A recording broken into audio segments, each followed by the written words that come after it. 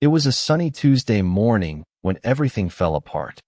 My mom, Carla, was halfway through her medication delivery route in a quiet, gated community called Clearwater Hills. She'd done this job for over 2 years, bringing critical meds to seniors who couldn't easily leave their homes. Everyone knew her as the friendly woman in the blue van who handed out pills and peppermints in equal measure. But that day, she never made it past the front gate. I was watching the whole disaster unfold over FaceTime. Her phone was wedged on the dashboard, and I could see her stuck at the entrance, nervously clutching her clipboard. In front of her stood a woman with sleek sunglasses and a death grip on a clipboard, Meredith Dalton, the HOA president. "You don't have a badge?" Meredith barked. "No entry." "I've been here every Tuesday for 2 years." Mom said. "Ask anyone."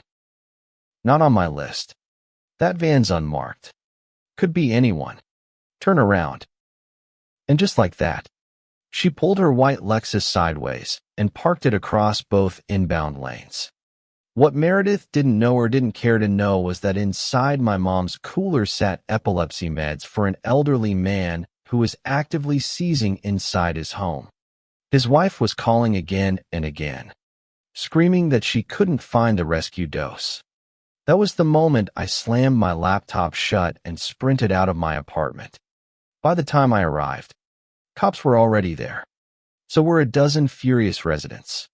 Oxygen tanks, walkers, shouting seniors banging on car hoods. Meredith stood there smugly, waving the HOA rulebook like a holy text. And my mom, she just stood beside her van, trying not to cry.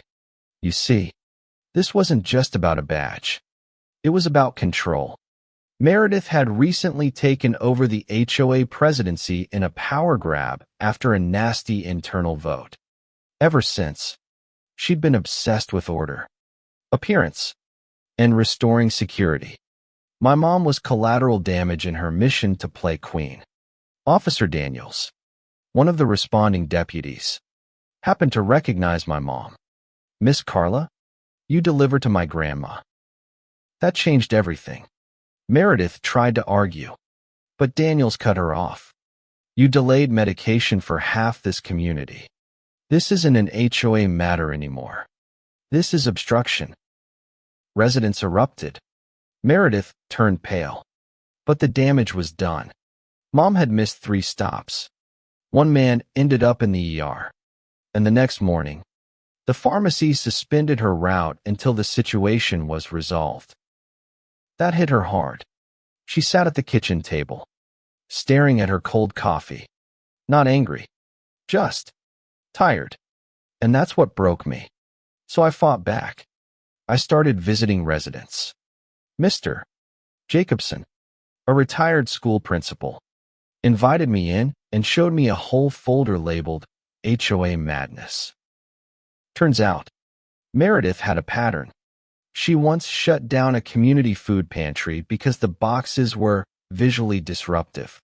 She fined a woman for installing a wheelchair ramp. She even had a gardener banned because she didn't like the color of his truck. This wasn't enforcement. This was targeted harassment disguised as aesthetic compliance. With help from residents, I launched a campaign, HOA Transparency Project. I created a digital folder and started collecting photos, fines, videos of meetings where Meredith muted anyone who disagreed. The smoking gun? Financial records showing over $9,000 in landscaping improvements paid to a company owned by her cousin. No bids. No paper trail. No visible improvements. I handed everything to Officer Daniels. He brought in the county audit team. Meanwhile, we gathered signatures for Meredith's removal. Clearwater Hills bylaws required 67% of residents to force a leadership vote. We passed 80% in 4 days. Meredith panicked, sent out dramatic emails about outsiders destabilizing the community. claimed she was protecting families from unauthorized medical impersonators. Her desperation only fueled the fire.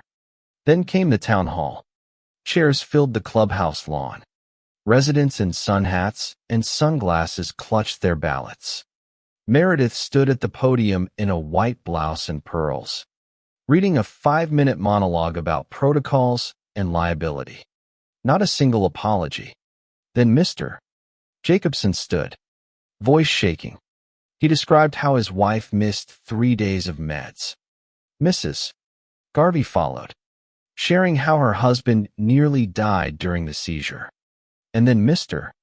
Dominguez, a veteran in a wheelchair, said it plain, "You don't get to silence us anymore." The vote wasn't even close. Meredith was removed by a 92% margin.